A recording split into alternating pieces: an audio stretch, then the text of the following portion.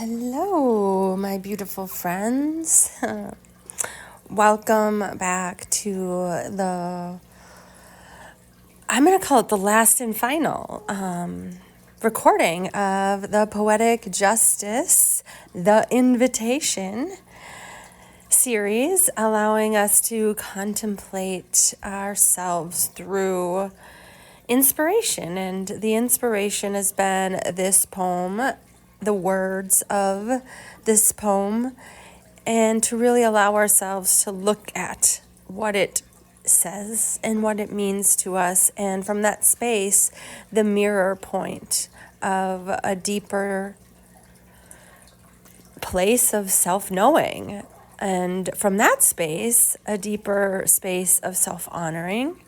And from that space, a deeper honoring of one another, because when we allow ourselves to honor who we are in our fullness, in our full spectrum, and when we really see ourselves in our truth, the things that we may have been conditioned to believe were our limitations, our downfalls, our shadows, our whatever you might want to call them, they are really a gift, invitation maybe to change, to take yourself out of circumstances that don't honor you. It might make a change to inspire you to, go for something that is your soul calling. And it might be a simple, I see you, love. I know you. I honor you. And that, a new way of looking at yourself that just feels yummy and sweet and kind and gentle. Because at the end of the day, to feel this lightness in our heart around who we are at our core is so important. It allows us to walk the path of life, which is always ever changing and flowing and beyond our control. Even if the world outside was not in a space of crumbling and burning down to be rebuilt, because that is how it flows, that happens in nature as well, right? And so allowing the natural ebb and flow, in and out breath, day and night, these cycles, right, that always revolve. And we have so many from the time that we animate. And, thinking even to that is like, why did we need time? Well, so everyone would be what? So they could set standards around when we work and what we do. And, when organizations started to be more of what takes our time than caring for our own selves and our own families, and using the land and the collaborating in small tribes, all of those things, we sacrifice one thing for another as we grow. And so can we be more mindful? Can we use the information of the past to inform the present moment possibility? Because when we do that and allow ourselves to soften around the edges of what feels restricting or not possible, and allow ourselves to really come to radical acceptance about what is happening. Because at the end of the day, if we were out on the plains and there's a tornado coming, we need to respond. What do we do? Where do we go? Do we see it coming? And how can we work with those elements, the elements of our physical life, our real world circumstances? So this time, an invitation for us to look from within and start to honor ourselves and one another in ways that we were never taught to. Start to see what doesn't work, and looking at one another, we all want the same thing. So the last stanza it's a combination of the final two actually, but it brings it to the final point, which all of these stanzas were meant for us to look at. And so this one, I have such a way of, let me see here,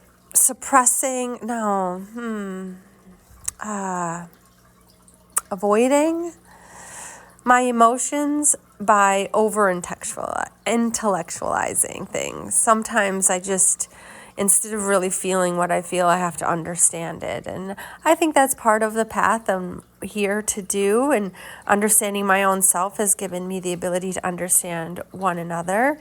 And studying has certainly helped me. But at the end of the day, I feel so strongly with this stanza. And I would love for you to unpack, because I feel like one of the things, the roots that go back to core's wounds of humanity is the wrestling with this idea of knowledge and wisdom. And if we're ever evolving consciousness, that some of the spiritual world has thought we need to clear the mind, which means, have no thoughts. And from that space, it's been misunderstood, I believe, because I believe that we are given the knowledge we need in the moments, and it's beyond what we can fathom is available. Yes, books and all of that have a place, and study. I love the idea of life as just continual studying of what is, like learning in the present moment of how it unfolds. And if there's curiosity, having the balance, right? The harmonious part of study. Is it something we kill ourselves over in order to, be perfection at all things? Is that even real? If we go back to the idea of our report card, well, I might be really good at one thing and the other thing I might struggle with. And what if I am not able to, do some things that might get me this super high paying job? And how do we even define that, right? It's all been so defined. So a stanza, a real invitation. And it doesn't interest me where or what or with whom you have studied. Sometimes maybe it does. But at the end of the day, I want to know what sustains you from the inside when all else fades away. So, our mind, our cognition, all those things, right? When we no longer need to use them, if, humanity evolves around a skill that I've invested everything in and it falls away, what happens if that is where I've held my identity? So, it's a balance. But the last, I want to know if you can be alone with yourself and if you truly like the company you keep in the empty moments.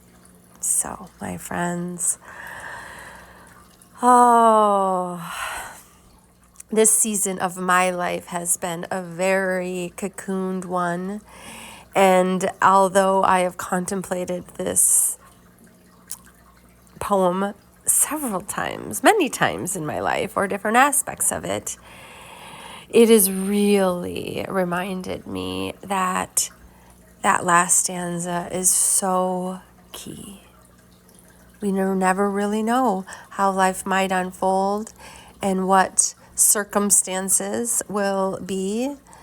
But at the end of the day, when we do end our life here on this physical planet, and we need to let go of everything we've held on to in our identities, these things cannot be unlooked at. So rather, waiting till then and allow ourselves to have this peace, this pride, this loving of thyself, so much that you are your own best friend no matter who is next to you and what you're doing.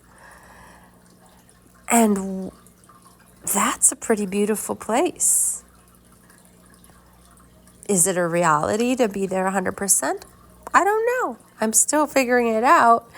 And I will say it's pretty consistent when you build the practice of looking at yourself as your own best friend, your own lover, your own, soother, all the things. When you are in complete harmony with yourself, that whatever it is around you is just in like an expansion upon a fullness.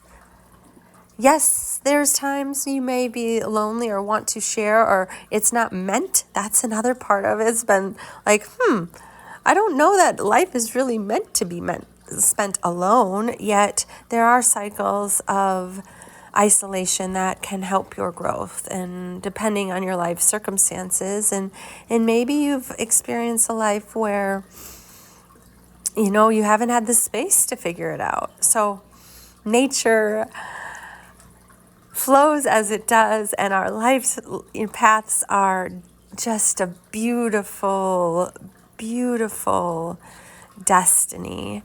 And it is such a joyous journey to uncover it and be in communion and in union with the self from the inside out, in order to have inner peace, inner coherence, inner grace, inner compassion.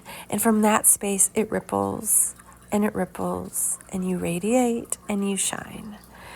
Allowing the full spectrum, because in our suffering, we can also be in communion with it. Create a life of constant ceremony, of ritual with thyself. Every, morning or every breath, like, what is it? What is it that would feel super yummy to you? And you're able to give yourself it from the inside out. And if you want some help exploring, I would love to be your guide under the pain and suffering and life experiences that we have endured, every single one of us, that cannot escape the human condition and the human story, all evolving, all changing, all asking for this peace. Allow me to guide you in how to release the layers that keep you from knowing the truth, the love, the compassion, and to really create that inner harmony. And so let me introduce you to your YouRu, your own guru within. And I would love to be your guide if that is something that calls you. The details and how to find my business and my services are on my website. And if that doesn't align, I trust that too. Just knowing that this practice alone and many that I share on my platforms are gifts of true practices that, if nothing else, you practiced those every day, things would shift. But on this journey, there's often limitations. We are not meant to experience alone, and we need support and resources through. So use your resources, use your voice to express what you need, because this self-honoring is one of the biggest. We've been taught to self-betray because often our survival required it. We were never taught to live the gifts and talents as we were created from a child. It was conditioned out of us. Remember, we all can remember a time our parents may have said, because I said so, stop doing that, da da da. And oftentimes it was to conform to, being the good kid, or not, having someone who understood what you were trying to express, all the many things, right? As children, our brains are still evolving. And we've, think adulthood is far before our brain is even fully formed. So remembering that as we are evolving through our life, that we're doing the best we can. And once our brain is fully evolved, we have a different perspective, a different way of looking at things. And you can see, if you even look at the generations in decades of lifespan, often come with deeper wisdom. So honoring the ancestors and that came before us, and born of the emotional waters of our mothers, not to be condemned, but to be honored. For look at where we are, and just think, if we were to harness the power of this human potential in a way of love and compassion beyond the conditions that separate us, what might we create? And I am so excited to help people explore that. And if you are called, let's work together and find out what is calling you for your heart-centered life. So many blessings. Until next time, my friends. Mwah!